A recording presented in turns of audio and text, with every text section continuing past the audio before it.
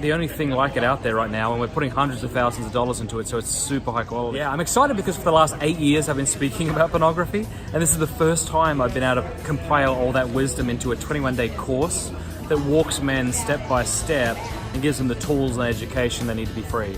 And so we're literally having thousands of men join this journey together. It's not an isolated experience. At the end of the 21 days, they even have the opportunity to be put into video small groups together to continue this journey. One can be struggling with pornography and know that it's detrimental. So if one's struggling with pornography, that is to say they keep falling, maybe they are even more incentivized to keep their kids free of it. So they don't have to feel like a hypocrite. They can just say, this is something that was introduced to me early in life. It's really destroying my life.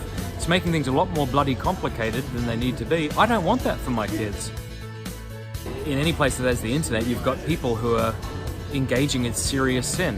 And I think the church needs to teach that this serious sin ought to be confronted as if it were cancer. Like if you discovered you had cancer tomorrow, what wouldn't you do?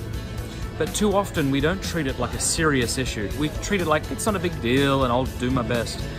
We've got to get bloody serious about it. So I think the church plays a big role in doing that. Strive21.com.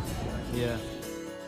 To provide mostly parents but also schools with an awareness of the depth of the issue, which can be discouraging. However, what gives us hope is that the resources available to the parents, the resources available to the schools are working.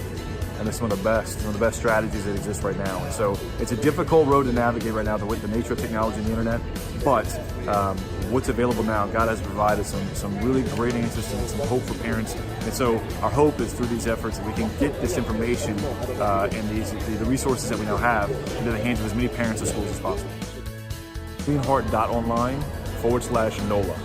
Right, so cleanheart.online is going to be the generic website. We have specific local information on our website that's specific to New Orleans. Strive 21 was just created by Cardinal Studios. Matt Fradd was able to put together a 21-day, what he calls a kind of rehab or fasting from pornography.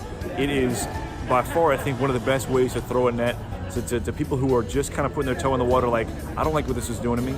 I don't like the way this is affecting me and my family. My future perspective for marriage if I'm not married yet. And so I want to do something, I just don't know what.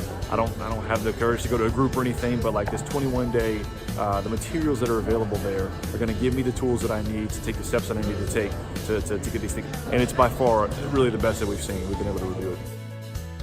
I think that this is going to be a lot of parents. And it's hard to say that out loud. The truth is, this is a lot of us, right? That when we're dealing with this issue ourselves, the number one thing that comes with it is shame and helplessness, right? So to be able to help our kids through this and navigate this themselves, number one, we have to do the hard work of understanding how this affects us. And then two, the healing is available. God is providing it, the resources are available. And so we've got to be able to take on this healing for ourselves so we can guide our kids toward that too. But also to not be ashamed, to know that like this is more powerful than we've understood. And so, number one, it's probably not our fault that we got started with this. It's certainly not our fault that we're hooked to it, right? So we've got to allow God into the shame, shed some light on it, get some accountability, get some help for ourselves to know, like, I'm not alone, and there is help available, and I've got to allow people into that mess to help me, and then I can begin to have hope for my kids as well.